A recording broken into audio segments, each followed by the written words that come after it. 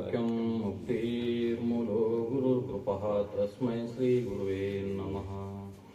ओम श्री गुरु परम पावन गुरुदेवने मायादिरहितने निर्विकार स्वरूपने बद्ध जीवरनु उतार गैरवने परम पूज्य ज्योतिर्लिंग गुरुदेवगे नमो नमः। जय मंगलम जय नमः पार्वती पति शिवार महादेव। श्री सद्गुरुनाथ महाराज की जय। सकल साधु संत महाराज की जय। जय जय शिव नमः पार्वती पति शिवार महादेव। ಶ್ರೋತ್ರಿಯ ಬ್ರಹ್ಮಿತ ಸದ್ಗುರು ಎನ್ನಾರಾಧ್ಯವ ಪರಮ ಪೂಜ್ಯ ಶಾಂತ ಮೂರ್ತಿಗಳು ಜ್ಞಾನ ವರದಿತಕ್ಕಂಥ ಸದ್ಗುರುವಿನ ಚರಣಾರವಿಂದಗಳಿಗೆ ದೀರ್ಘನೋತ್ನಾಮ ಸಲ್ಲಿಸಿ ಶ್ರೋತ್ರಿಯ ಬ್ರಹ್ಮಿತ ಸದ್ಗುರು ವೇದಾಂತ ಕೇಸರಿ ಶಂಕರಾನಂದ ಪರಮೋಸರ ದಿವ್ಯ ಚರಣಾರವಿಂದಗಳಿಗೂ ಅದ್ವೈತ ಸಾರ್ವಮೋಚ ಕೃತಿ ಸಿದ್ಧಾರೂಢರ ಶ್ರೀ ಚರಣಗಳಿಗೂ ಮೌನಯೋಗಿ ಗುರುನಾಥರೂಢರ ಶ್ರೀ ಚರಣಗಳಿಗೂ ಈ ಕಾರ್ಯಕ್ಕೆ ಕಾರಣೀಭೂತರಾಗಿರ್ತಕ್ಕಂಥ ಶ್ರೋತ್ರಿಯ ಬ್ರಹ್ಮಿತ ಸದ್ಗುರು ತಾತನ್ನ ಶರಣರ ದಿವ್ಯ ಚರಣಾರವಿಂದಗಳಿಗೂ ಶ್ರೋತ್ರಿಯ ಬ್ರಹ್ಮಿತ ಸದ್ಗುರು ಜ್ಯೋತಿರ್ಲಿಂಗ ಶರಣರ ದಿವ್ಯ ಚರಣಾರವಿಂದಗಳಿಗೂ ಬಸವಾದಿ ಪ್ರಮತರ ಶ್ರೀ ಚರಣಗಳಿಗೂ ಅನಂತ ಕೋಟಿ ದೀರ್ಘ ಸಲ್ಲಿಸಿ ಯಾವ ತಾತನ್ನ ಶರಣರ ಪರಿವಾರದಲ್ಲಿ ನೆಚ್ಚಿಕೊಂಡು ಬರ್ತಕ್ಕಂಥ ಭರತ್ ಕಲಾಚಂದ್ ಭಜನಾ ಮಂಡಳರ ಸಂಯೋಗದಲ್ಲಿ ಇರ್ತಕ್ಕಂಥ 114ನೆಯ ಸತ್ಸಂಗ ಕಾರ್ಯಕ್ರಮದ ಅಧ್ಯಕ್ಷ ಸ್ಥಾನ ವಹಿಸಿರ್ತಕ್ಕಂಥ ಶ್ರೋತ್ರಿಯ ಬ್ರಹ್ಮನಿಷ್ಠ ಮಾತೋಶ್ರೀ ಸಾವಿತ್ರಮ್ಮ ಅವರ ಶ್ರೀ ಚರಣಗಳಿಗೂ ಅನಂತ ಕೋಟಿ ತೀರ್ಥಪ್ರಾಮ ಸಲ್ಲಿಸಿ ಉಪಸ್ಥಿತರಿರುವ ಇಲ್ಲಿವರಿಗೆ ನಮ್ಮ ನಿಮ್ಮೆಲ್ಲರಿಗೆ ಅಮೃತ ಧಾನ್ಯ ಉಣಬಡಿಸಿರ್ತಕ್ಕಂಥ ವಯೋವರ್ಧರು ಜ್ಞಾನವರ್ಧರು ಇರತಕ್ಕಂಥ ಶ್ರೋತ್ರಿಯ ಬ್ರಹ್ಮಿತ ಸದ್ಗುರು ಸಿದ್ದಾನಗೌಡ ಶರಣರಾಶಿ ದಿವ್ಯ ಚರಣಾರವಿಂದ ದಂಡೋತ್ಪ್ರಾಮ ಸಲ್ಲಿಸಿ ನಮ್ಮ ನಿಮ್ಮೆಲ್ಲರಿಗೆ ಸಿದ್ಧ ಮಾರ್ಗದ ದರ್ಶಕರು ಸದಾಗೋಲ ಸತ್ಸಂಗದಲ್ಲಿ ಕಾಲಹರಣ ಮಾಡಿ ಪರಮಾತ್ಮನಿಗೆ ಪ್ರಿಯ ಪಾತ್ರರಾಗಿರ್ತಕ್ಕಂಥ ಧನಪಲಾನ ಕಂತೆಯವರ ಶ್ರೀ ಚರಣಗಳಿಗೂ ಅನಂತ ಕೋಟಿ ತೀರ್ಥನೋತ್ನಾಮ ಸಲ್ಲಿಸಿ ಇಲ್ಲಿವರೆಗೆ ಸಂಗೀತ ಸ್ವದವನ್ನು ಉಣಬಡಿಸಿರ್ತಕ್ಕಂಥ ಎಲ್ಲ ಸಂಗೀತ ಕಲಾ ಬಳಗಕ್ಕೂ ಭರತ್ ಕಲಾ ಚಂದ್ರವರಿಗೂ ಹಾಗೂ ಈ ಕಾರ್ಯಕ್ಕೆ ಕಾರ್ಯಭೂತ ನೇತೃತ್ವ ವಹಿಸಿರ್ತಕ್ಕಂಥ ಅಪ್ಪಾಸಾವ ಶರಣರಿಗೂ ಸಹಿತ ಶರಣಾರ್ಥಿ ತಿಳಿಸುತ್ತಾ ಈ ಪುಣ್ಯವಾಗಿರ್ತಕ್ಕಂಥ ಕಾರ್ಯಕ್ರಮದಲ್ಲಿ ಪಾಲ್ಗೊಂಡು ಮಹಾತ್ಮರ ಸಂತರ ಶಿವಿಗಳ ಜ್ಞಾನಿಗಳ ಅನುಭವಗಳ ಅಮೃತವಾಣಿಯನ್ನ ಶ್ರವಣ ಮನನ ನಿಧ್ಯಾಸನ ಮಾಡಿಕೊಂಡು ಪರಮ ಶ್ರೇಷ್ಠವಾಗಿರ್ತಕ್ಕಂಥ ದುರ್ಲಭವಾಗಿರ್ತಕ್ಕಂಥ ಈ ಮನುಷ್ಯ ಜನ್ಮವನ್ನು ಸಾಫಲ್ಯತೆ ಮಾಡಿಕೊಂಡು ಧನ್ಯರಾಗಬೇಕು ಅಂತಕ್ಕಂಥ ಫಲದಿಂದ ಕೂಡಿರುವ ಎನ್ನ ಆತ್ಮೀಯ ಸರ್ವ ಶರಣರು ಶರಣರಿಗೆ ಶರಣಾರ್ಥಿಗಳನ್ನು ಸಲ್ಲಿಸುತ್ತೇನೆ. 12ನೇ ಶತಮಾನದಲ್ಲಿ ತಮ್ಮ ಕಾಯಕ ಜೊತೆಗೆ ಪತಿ ಬೈತಿರ್ತಕ್ಕಂಥ ಹೆಜ್ಜೆ ಮೇಲೆ ಹೆಜ್ಜೆ ಇಟ್ಟುಕೊಂಡು ಇಲ್ಲಿಯವರೆಗೆ ಸೂರ್ಯ ಚಂದ್ರಾದಿಗಳು ಇರುವವರೆಗೆ ಅಜರಾಮರವೇ ಉಳಿದಿರ್ತಕ್ಕಂಥ ಅಂದ್ರೆ ಯಾರಪ್ಪ ತಂದಿದ್ದಾರೆ ಜೇಡರ ರಾಶಿ ಒಂದು ವಚನ ಹೇಳುತ್ತಾನೆ. ಸತಿಪತಿಗಳ ಒಂದಾದ ಭಕ್ತಿ ಹಿತವಪ್ಪುದು ಶಿವಂಗೆ ಸತಿಪತಿಗಳ ಒಂದಾಗದ ಭಕ್ತಿ ಅಮೃತೋಳು ವಿಷಯ ಬೆರೆಸಿದಂತೆ. ಯಾಕಂದ್ರೆ ಇವತ್ತು ನಮ್ಮ ಲಕ್ಷ್ಮೀ ತಾಯಿಯವರ ಸ್ಮರಣೋತ್ಸವ ಕಾರ್ಯಕ್ರಮ ಪುಣ್ಯಾರಾಧನೆ ಕಾರ್ಯಕ್ರಮ. ಯಾಕಂದ್ರೆ 114ನೇ ಸತ್ಸಂಗ ನಡಿಬೇಕಾದ್ರೆ ಅವರು ಕಾರಣೀಭೂತರಿದ್ದಾರೆ. ಯಾಕಂದ್ರೆ ಶರಣರು ಸಂತರು ಶಿವಿಗಳು ಜ್ಞಾನಿಗಳು ಅವ್ರು ಇರಬೇಕಾದ್ರೆ ಶಿವಶಕ್ತಿಗಳ 2 ಶಕ್ತಿ ಇದ್ದಾಗ ಮಾತ್ರ ಇಂತಹ ಅಘಟನೆ ಘಟನರೂಪ ಇರ್ತಕ್ಕಂಥ ಕಾರ್ಯ ನಡೀತಕ್ಕಂತಾಗುತ್ತವೆ. ಅವರು ಸಹಿತ ಮೇನ್ ಪಾತ್ರವಾಗಿರ್ತಕ್ಕಂಥ ಮುಖ್ಯ ಪಾತ್ರವಾಗಿರ್ತಕ್ಕಂಥ ಶರಣರು ಮುಂದೆ ಮುಖವನ್ನ ಮಾಡಿಕೊಂಡು ಶರಣರ ಉದ್ಧಾರ ಮಾಡುತ್ತ ಉಪದೇಶ ಮಾಡುತ್ತ ಹೋದದ್ದಾದ್ರೆ ಹಿಂದೆ ಎಲ್ಲ ನಿಭಾಯಿಸ್ತಕ್ಕಂಥ ತಾಕತ್ತ ಶಕ್ತಿ ಹಿಂದೆ ಬೆನ್ನೆಲುವಾಗಿ ನಿಂತ ಲಕ್ಷ್ಮೀ ತಾಯಿಯವರ ಸ್ಮರಣೋತ್ಸವ ಕಾರ್ಯಕ್ರಮ ಅವರು ನೆನೆಸಬೇಕಾಗ್ತದೆ. ಅದಕ್ಕೆ ಹೇಳ್ತಾರೆ ಸತಿಪತಿಗಳ ಒಂದಾದ ಭಕ್ತಿ ಹಿತವಪ್ಪುದು ಶಿವಂಗೆ ಸತಿಪತಿಗಳ ಒಂದಾಗದ ಭಕ್ತಿ ಅಮೃತೋಳ ವಿಷಯ ಬೆರೆಸಿದಂತೆ. ಅವರು ಸಹಿತ ತ್ಯಾಗ ಮಾಡಿದರು. ತ್ಯಾಗಮಯವಾಗಿರ್ತಕ್ಕಂಥ ಜೀವಿಗಳು ಅವರು ತ್ಯಾಗ ಮಾಡ್ಯಾರ ಅಂತೇಳಿ ಇವತ್ತು 114ನೇ ಸತ್ಸಂಗದಲ್ಲಿ ನಾವು ನೀವೆಲ್ಲ ಕೂಡಿದ್ದೀವಿ. ಅವ್ರೇಪ ಹೆಂಗಪ್ಪ ಅಂತಂದ್ರೆ ಈ ಲೋಕರೋಡ್ ಇರ್ತಕ್ಕಂಥ ಗಂಡ ಮಕ್ಕಳು ಹೊರಗೆ ಹೊಂಟ ಅಂದ್ರೆ ನೀ ಎಲ್ಲಿ ಹೊಂಟಿ ಯಾಕೆ ಹೊಂಟಿ ಯಾನ್ ಮಾಡಾಕತ್ತಿ ಮನಿ ಹಿಂದೆ ಯಾನ್ ಮಾಡ್ಲಿ ಅಂತೇಳಿ ನೀವು ಆಗ ನಾನು ಹೋಗಕ್ಕೆ ಅನ್ಕೋ ಕೂತಿದ್ರಿ ನಡೀತೈತೆ ಅಂದ್ರೆ ಅವರು ತ್ಯಾಗಮಯವಾಗಿರ್ತಕ್ಕಂಥವ್ರು. ಜ್ಞಾನ ದೀಪವನ್ನ ಜ್ಞಾನದ ಜ್ಯೋತಿಯನ್ನು ಬೆಳೆಸ್ಲಿಕ್ಕೆ ಹೊಂಟಾರ ಅಂದ ಬಳಿಕ ಅವ್ರಿಗೆ ನಾನು ಅವ್ರು ಇಟ್ಟಿರ್ತಕ್ಕಂಥ ಹೆಜ್ಜೆಯ ಮೇಲೆ ಇಟ್ಟು ಹೆಜ್ಜೆ ನಾನು ಅರಳಿ ಇಡಬೇಕು ಅಂತಕ್ಕಂಥ ತ್ಯಾಗದಿಂದ ಅವ್ರು ಏನ್ ಮಾಡ್ಯಾರಪ್ಪ ಅಂತಂದ್ರೆ ಎಷ್ಟು ಕಷ್ಟ ಸುಖಗಳು ಬಂದ್ರು ಸಹಿತ ಸಹಿಸಿಕೊಂಡು ಅವ್ರು ತ್ಯಾಗ ಮಾಡ್ಯಾರ ಅಂತೇಳಿ ಇವತ್ತು 114ನೇ ಸತ್ಸಂಗ ಕಾರ್ಯಕ್ರಮ ನಾವೆಲ್ಲ ಕೂಡಿದ್ದೇವೆ.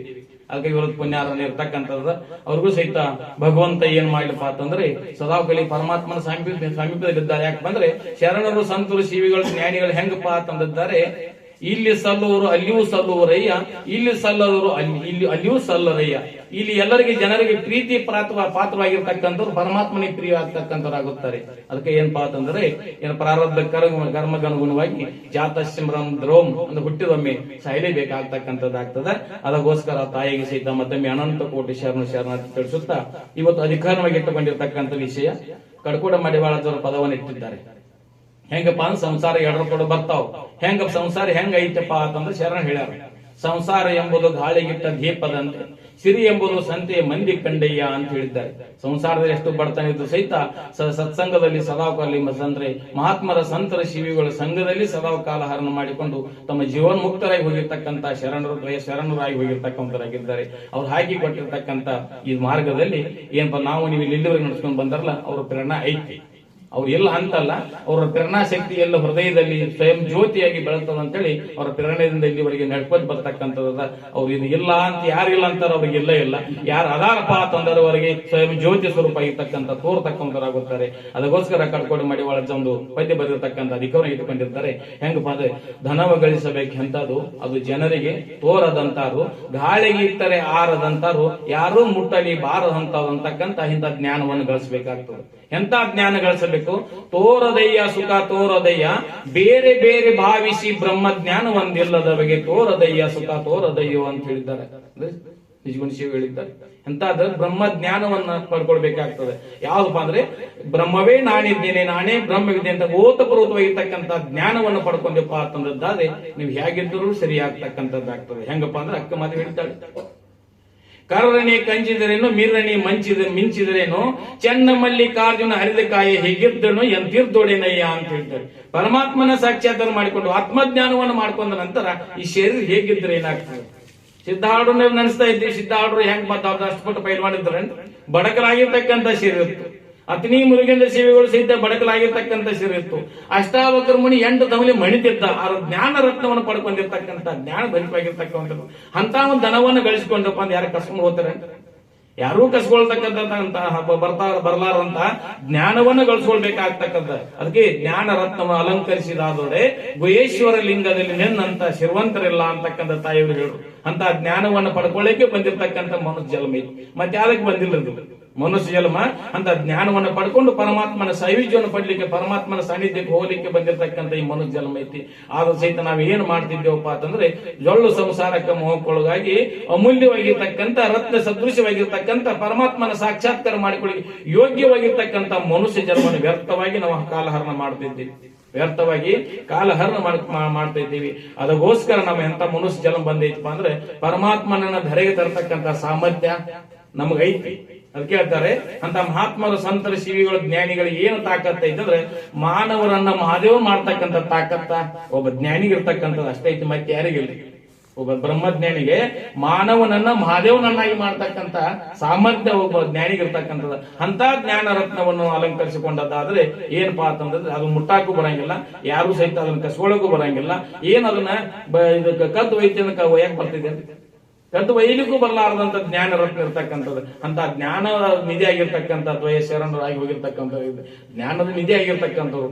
ಆದ್ರೆ ಅವ್ರು ಏನ್ಪಾ ಎಂದು ಆಡಂಬರ ಮಾಡಲಿಲ್ಲ, ಇದು ಬೇಕು ಅನ್ನೋದಿಲ್ಲ, ಇದು ಬೇಡದಿಲ್ಲ, ಒಂದು ಇದ್ದರೂ ಸಹಿತ ಇಲ್ಲ ಅಂದಿಲ್ಲ, ಇದ್ದರೂ ಸಹಿತ ಐತಿ ಅಲ್ಲಾರಂತೆ, ಇದ್ದು ಇಲ್ಲದಂತೆ ಕಮಲ ಪತ್ರದಂತೆ ನಿರ್ಲಿಪ್ತರಾಗಿ ಹೋಗಿರ್ತಕ್ಕಂಥ ದ್ವಯ ಪೂಜ್ಯರು ಸಂಸಾರದಲ್ಲಿದ್ದರೂ ಸಹಿತ ಕಮಲ ಪತ್ರದ ನಿರ್ಲಿಪ್ತರಾಗಿ ಹೋಗಿರ್ತಕ್ಕಂಥ ಶರಣರು ಹಾಗೆ ಕೊಟ್ಟಿರ್ತಕ್ಕಂಥ ಮಾರ್ಗ ನಾವು ಕೊಡ್ತೇವೆ. ಹೆಂಗಪ್ಪಾ ಅಂತಂದಾದ್ರೆ ಒಬ್ಬ ಅಗರ್ಭ ಶ್ರೀಮಂತ ಶ್ರೀಮಂತರ ಮನೆ ಮುಂದೆ ಒಂದು ಗಿಡ ಇತ್ತು, ಆಲದ ಮರ ಇತ್ತು. ಆಲದ ಮರಕ್ಕೆ ಏನ್ ಮಾಡ್ತಿತ್ತು ಅಂತಂದಾದ್ರೆ ಒಂದು ಗುಬ್ಬಿ ಮಣಿ ಕಟ್ತಾ ಇತ್ತು. ಗುಬ್ಬಿ ಮಣಿ ಕಟ್ತಿತ್ತು. ಗಿಡದ ಪಕ್ಕದಲ್ಲಿ ಮತ್ತೊಬ್ಬ ರೈತನ ಅಲ್ಲಿ ಹೊಲ ಇತ್ತು, ಗದ್ದೆ ಇತ್ತು. ಅಲ್ಲಿ ಗದ್ದೆ ಒಳಗೆ ಏನ್ ಬಿಳಿಜಾಳ ಬಿತ್ತಿದ್ದ. ಬಿಳಿಜಾಳ ಪೈರಕ್ಕೆ ಬಂದಿತ್ತು. ಅಲ್ಲಿ ಗುಬ್ಬಿ ಮಣಿ ಕಟ್ತಾ ಇತ್ತು. ಅಲ್ಲೇ ಜೋಳ ಕಾಳನ್ನ ತಿಂತಿತ್ತು. ಅಲ್ಲೇ ಗುಡಿ ಏನ್ ಮಾಡ್ತಿತ್ತು, ಒಂದು ಗೂಡನ್ನು ಕಟ್ತಾ ಇತ್ತು. ರೈತ ಏನ್ ಮಾಡ ಬೇಸರ ಪಟ್ಟ, ಇದೇ ಗುಬ್ಬಿ ಏನ್ ಮಾಡ್ತದ, ಒಂದು ಗುಬ್ಬಿ ಮನಿ ಗೂಡು ಕಟ್ಟಿದ್ರೆ ಅನೇಕ ಗುಬ್ಬಿಗಳು ಬಂದ ಏನ್ ಪಕ್ಷಿಗಳು ಬಂದ ಇಲ್ಲಿ ನನ್ನ ಧಾನ್ಯವನ್ನು ಹಾಳು ಮಾಡ್ತಾವ ಅಂತೇಳಿ ಗುಬ್ಬಿ ಮಣಿಯನ್ನ ಕೆಡವ್ತಾ ಇದ್ದ.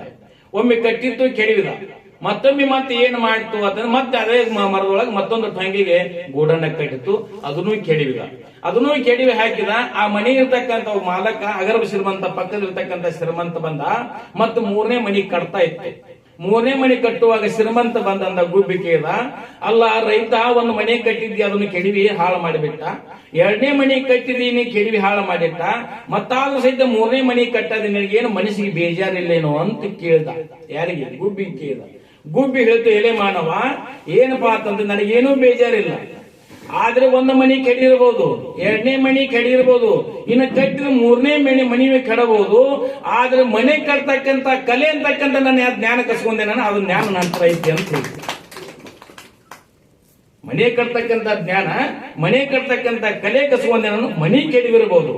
ಆದ್ರೆ ಏನಪ್ಪಾ ದ್ವಯ ಪೂಜ್ಯರು ಏನ್ ಮಾಡಿದ್ರಪ್ಪ ಅಂದ್ರೆ ಜ್ಞಾನ ರತ್ನವನ್ನು ಇಟ್ಟು ಹೋಗಿರ್ತಕ್ಕಂಥದ್ದಾಗಿದ್ದಾರೆ. ಅವ್ರ ಧ್ಯೇಯ ಇಲ್ಲದ ಸಹಿತ ಆತ್ಮ ಜ್ಯೋತಿ ಸ್ವಯಂ ಜ್ಯೋತಿ ಸ್ವರೂಪ ಇರ್ತಕ್ಕಂಥ ಎಲ್ಲ ಹೃದಯದಲ್ಲಿ ಸಾಕ್ಷೀಭೂತವಾಗಿರ್ತಕ್ಕಂಥದ್ದೈತಿ.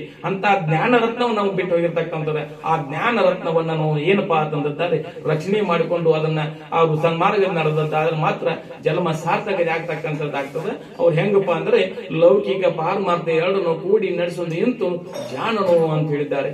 ಸಂಸಾರದಲ್ಲಿದ್ದು ಸಹಿತ ಪಾರಮಾರ್ಥ ಚಿತ್ತ, ಸಂಸಾರದ ಚಿತ್ತಿಲ್ಲ, ಸಂಸಾರ ತಾನಾಗಿ ಉರುಳ್ತದ, ಪಾರಮಾರ್ಥ ನಾವು ಗಳಿಸಬೇಕಾಗ್ತದೆ.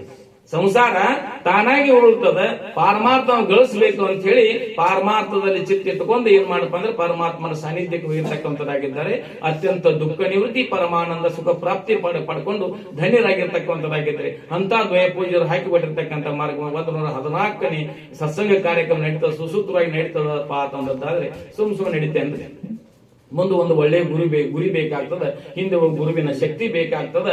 ಅದರದ್ದೇ ದ್ವಯ ಪೂಜ್ಯರ ಶಕ್ತಿ ಬೆನ್ನೆಲೆ ಇರುವಾಗ ಎಂತ ಕಾರ್ಯಗಳನ್ನು ಸತ್ಕಾರ್ಯಗಳನ್ನು ಮಾಡ್ಲಿಕ್ಕೆ ನಿರ್ವಿಘ್ನವಾಗಿ ಸಾಕ್ತವಂತಕ್ಕಂಥ ನಿದರ್ಶನವಾಗಿರ್ತಕ್ಕಂಥ ಇದು ಉದಾಹರಣೆ 114ನೇ ಸತ್ಸಂಗ. ಯಾಕಂದ್ರೆ ಮುಂದೆ ಒಳ್ಳೆಯ ಗುರಿ ಬೇಕಾಗ್ತದೆ, ಹಿಂದೆ ಒಬ್ಬ ಗುರುವಿನ ಏನ್ ಬೇಕಾದ ಆಶೀರ್ವಾದ ಬೇಕಾಗ್ತದೆ, ಒಳ್ಳೆ ಹಿಂದಿ ಗುರು ಬೇಕಾಗ್ತಾನ. ಅದಕ್ಕೋಸ್ಕರ ಎಂತ ಜ್ಞಾನ ಪಡ್ಕೊಳ್ಬೇಕಪ್ಪ ಅಂತಂದಾದ್ರೆ ನಾವು ನೀವು ಎಂತದ್ದು ಅಂದ್ರೆ ಆತ್ಮಜ್ಞಾನ. ಆತ್ಮ ಲಾಭೋ ಪರಂ ಲಾಭೋ ನ ವಿದ್ಯತೆ, ಆತ್ಮಲಾಭೋ ಪರಂ ಲಾಭೋ ನ ವಿದ್ಯತೆ. ಎಂತ ಜ್ಞಾನಪ್ಪ ಅಂದ್ರೆ ಆತ್ಮಜ್ಞಾನವನ್ನು ಪಡ್ಕೊಂಡಾದ್ರೆ ಮಾತ್ರ ನಮ್ಮ ಜನ್ಮ ಸಾರ್ಥಕತೆ ಆಗ್ತದೆ. ಇದೆಲ್ಲ ಪರಮಾತ್ಮಂದ ಐತಿ, ಯಾರು ನಾವೇನ್ ಬರುತ್ತನಾಗ ತಂದಿಲ್ಲ. ಅದಕ್ಕೆ ಕಡ್ಗೋಳು ಮಾಡಿಕೊಳ್ಳ ಮುಂದಿನ ಒಂದು ಪದ್ಯ ಬರ್ತಂದ್ರೆ ಏನ್ ಬರ್ದನ, ನೀ ಏನಪ್ಪಾ ಅಂದ್ರೆ ಭವಕ್ಕೆ ಬಂದಿಪ್ಪ ಅಂದ್ರೆ ಹುಟ್ಟಿ ಬಂದಿತ್ತಮ್ಮ ನಿನ್ನ ಮಾನವ ಜನ್ಮಕ್ಕ, ನೀ ಬರುವಾಗ ಇತ್ತೇನು ಸಂಗಾಟ ಮಂದಿ ಅಂತ ಅವರ ಒಂದು ಪದ್ಯ ಬರ್ತಾರ.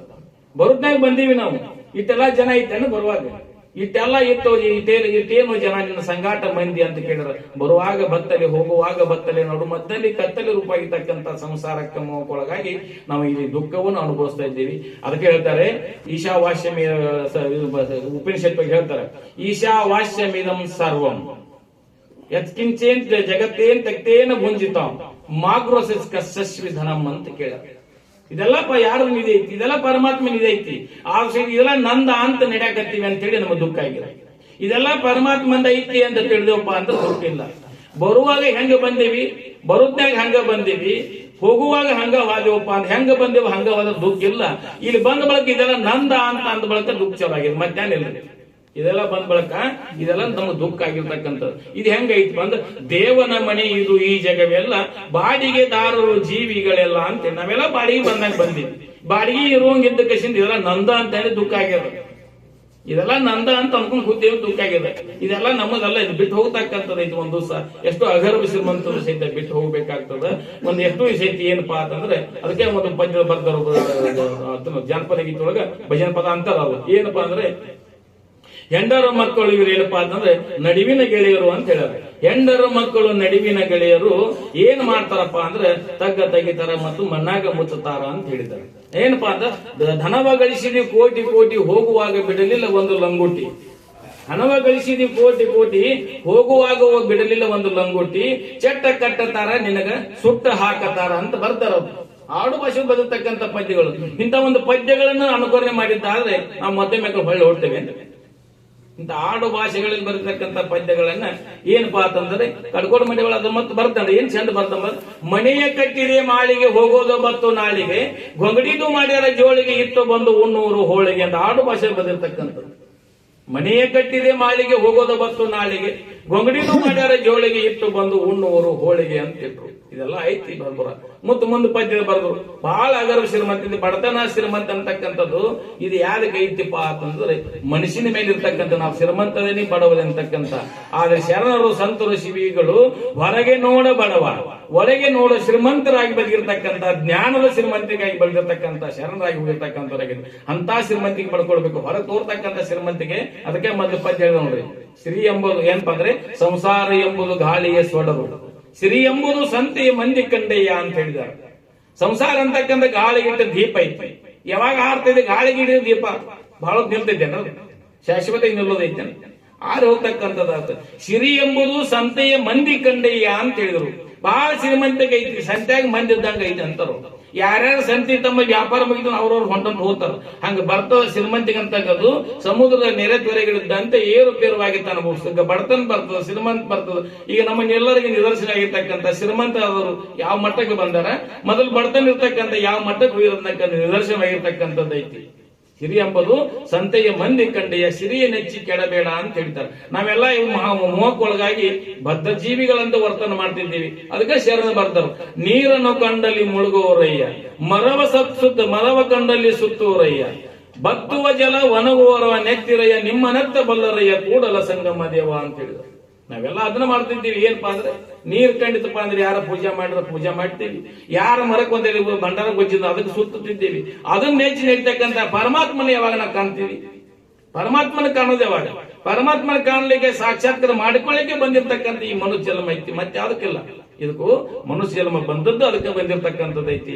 ಅದಕ್ಕೋಸ್ಕರ ದ್ವಯ ಪೂಜೆ ಹಾಕಿರ್ತಕ್ಕಂಥ ಮಾರ್ಗದೊಳಗೆ ದ್ವಯ ಪೂಜೆ ಹಾಕಿ ಕೊಡ್ತಕ್ಕಂಥ ಮಾರ್ಗದಲ್ಲಿ ಅವ್ರು ಇರ್ತಕ್ಕಂಥ ಜ್ಞಾನ ರತ್ನವನ್ನು ರಕ್ಷಣೆ ಮಾಡಿಕೊಂಡು ಆ ಜ್ಞಾನ ಸುದೆಯನ್ನ ನಾವು ಅನುಭವಿಸಿಕೊಂಡು ನಾವು ನೀವೆಲ್ಲರೂ ಈ ಮನುಷ್ಯ ಜನ್ಮವನ್ನ ಸಾರ್ಥಕತೆ ಮಾಡಿಕೊಂಡು ನಾವು ನೀವೆಲ್ಲ ಧನ್ಯರಾಗಲಿಕ್ಕೆ ಬಂದಿರತಕ್ಕಂಥ ಮನುಷ್ಯ ಜನ್ಮ ಐತಿ. ಎಷ್ಟು ಮನಿ ಹೊಡೆದೈತಿ ಅಂತಕ್ಕಂಥದ್ದಲ್ಲ, ಎಲ್ಲಿ ದಾನ ಧರ್ಮ ಸತ್ಪುರುಷರು ಮಹಾತ್ಮರು ಸಂತರು ಶಿವಿಗಳು ಜ್ಞಾನಿಗಳು ಅನುಭವಿಗಳು ಎಷ್ಟು ಜನ ಮನೆಗೆ ಬರ್ತಾರ ಅಂತಕ್ಕಂಥ ಆದ ಮಹತ್ವ ಇರ್ತಕ್ಕಂಥದ್ದು ಬಹಳ ಶ್ರೀಮಂತಿಗೆ ಐತಿ. ಅದಕ್ಕೊಂದು ಶರಣ ಬರ್ತಾರ, ಏನಪ್ಪಾ ಅಂದ್ರೆ ದಾನವಿಲ್ಲದ ಮನೆ ದೊಡ್ಡದಾದರೇನು ಸ್ಮಶಾನಕ್ಕ ಸಮಾನ ಅಂತ ಬರ್ತಾರೆ. ಬಹಳ ಅಗರ ಶ್ರೀಮಂತ ಐತಿ, ಬಹಳ ಅಂತಸ್ತು ಮನಿ ಕಟ್ಟಿದೀನಿ, ಅಲ್ಲಿ ದಾನ ಧರ್ಮನ ಮಾಡ್ತಕ್ಕಂಥ ಒಂದು ವಿಚಾರಲಾಗಿತ್ತಪ್ಪ ಅಂತ ಮನಿ ತಗೊಂಡು ಏನ್ ಮಾಡೋದೈತಿ, ಅದಕ್ಕೆ ಸ್ಮಶಾನಕ್ಕ ಸಮಾನ ಅಂತ ಅಂದೇನಪ್ಪಾ ಅಂದ್ರೆ ಪ್ರೀತಿ ಇಲ್ಲದ ಊಟ ಪಂಚಾಮೃತ ಆದನ ವಿಷಕ್ಕ ಸಮಾನ ಅಂತ ಬರ್ದು. ಪ್ರೀತಿ ಇಲ್ಲದ ಊಟ ಪಂಚಾಮೃತ ಆದನ ವಿಷಕ್ಕ ಸಮಾನ ಅಂತ ಹೇಳು. ಅಲ್ಲಿ ಏನಪ್ಪಾ ಅಂದ್ರೆ ನಿನ್ಗ ಶರಣರು ಹೇಳು, ರಮೇಶನ ಹೇಳು ಏನಪ್ಪಾ ಅಂತಂದ್ರೆ ಒಂದು ಕಾರ್ ಇಲ್ಲಾಗಿತ್ತು, ಅದು ಏನಪ್ಪಾ ಅಂದ್ರೆ ಹಸಿಮೆಸಿಗೆ ಹಾಕಿದ್ದಕ್ಕ ಅಂತ ಅಮೃತ ಎಂದೂ ಉಂಡಿಲ್ಲ ಅಂತಕ್ಕಂಥ ಶರಣ ಅಂದ್ರು ಅಂತಕ್ಕಂಥ ಹೇಳ್ರು. ಅದಕ್ಕೋಸ್ಕರ ಪ್ರೀತಿ ಇಲ್ಲದ ಊಟ ಪಂಚಾಮೃತ ಅದನ್ನು ವಿಷಕ್ಕ ಸಮಾನ. ಅಲ್ಲಿ ಹಸಿಮೆಸಿಗೆ ತಂದು ಹಾಕಿದ್ದಿಲ್ಲ, ಪ್ರೀತಿ ರಸರೂಪ ಇರ್ತಕ್ಕಂಥ ಪ್ರೀತಿಯಿಂದ ಮಾಡಿರ್ತಕ್ಕಂಥ ಭಕ್ತಿಯಿಂದ ಮಾಡಿರ್ತಕ್ಕಂಥ ಪ್ರಸಾದ ಅಂತೇಳಿ ಅದು ಅಮೃತ ಸದೃಶವಾಗಿರ್ತಕ್ಕಂಥದ್ದು. ಇದು ಅಮೃತ ಸದೃಶವಾಗಿರ್ತಕ್ಕಂಥದ್ದು. ಅಲ್ಲಿ ಪ್ರೀತಿ ತುಂಬತಕ್ಕಂಥದ್ದಾಗ್ತದೆ. ಅದಕ್ಕೋಸ್ಕರ ಪ್ರೀತಿ ಇರ್ತಕ್ಕಂಥ ಊಟ ಕಟರೊಟ್ಟಿ ಕಾರ್ಪೊಡಿದ್ರು ಸಹಿತ ಪಂಚಾಮೃತ ಆಗ್ತಕ್ಕಂಥದ್ದಾಗ್ತದೆ. ಪ್ರೀತಿ ಇಲ್ಲದ ಊಟ ಪಂಚಾಮೃತದ ಅದು ವಿಷಕ್ಕ ಸಮಾನ ಆಗ್ತಕ್ಕಂಥದ್ದಾಗ್ತದೆ. ಇಲ್ಲಿ ಬಡವ ಶ್ರೀಮಂತಕ್ಕಂಥದ್ದು ಏನಪ್ಪಾ ಅಧ್ಯಾತ್ಮದೊಳಗ ಬಡವ ಶ್ರೀಮಂತ ಅಂತಕ್ಕಂಥದ್ದಲ್ಲ, ಯಾರಲ್ಲಿ ಭಕ್ತಿ ಅದ, ಯಾರಲ್ಲಿ ಪರಮಾತ್ಮನಲ್ಲಿ ಅನನ್ಯ ರೂಪ ಇರ್ತಕ್ಕಂಥ ಪ್ರೀತಿ ಅದ, ಮಹಾತ್ಮರ ಸಂತರ ಶಿವಿಗಳ ಜ್ಞಾನಿಗಳಲ್ಲಿ ಯಾರಲ್ಲಿ ಭಕ್ತಿ ಇರ್ತಕ್ಕಂಥ ಅವನಂತ ಶ್ರೀಮಂತರು ಯಾರಿಲ್ಲ ಅಂತಕ್ಕಂಥ ಶರಣ ಹೇಳ್ಕೊಂಡು ಬಂದಿರತಕ್ಕಂಥರಾಗಿದ್ದಾರೆ. ಅದಕ್ಕೋಸ್ಕರ ಏನಪ್ಪಾ ಅಂದ್ರೆ ನಾವು ನೀವು ಸನ್ಮಾರ್ಗ ನಡ್ಕೊಂಡು ಈ ಮನುಷ್ಯ ಜನ್ಮವನ್ನು ಸಾಫಲ್ಯ ಮಾಡಿಕೊಂಡು ನಾವು ನೀವು ಧನ್ಯರಾಗುವಂತಕ್ಕಂಥ ಮಾತನ್ನು ಹೇಳುತ್ತಾ ಏನು ತೊರು ವಾಕರು ಸೇವನ ಶ್ರೀಗಳ ದೇವೇಚಾರ ನಾಡವಿಂದ ಅರ್ಪಿಸಿ ನನ್ನೆರಡು ವಾಕ್ಯವರ ಮಾಡ್ತೀನಿ. ಓ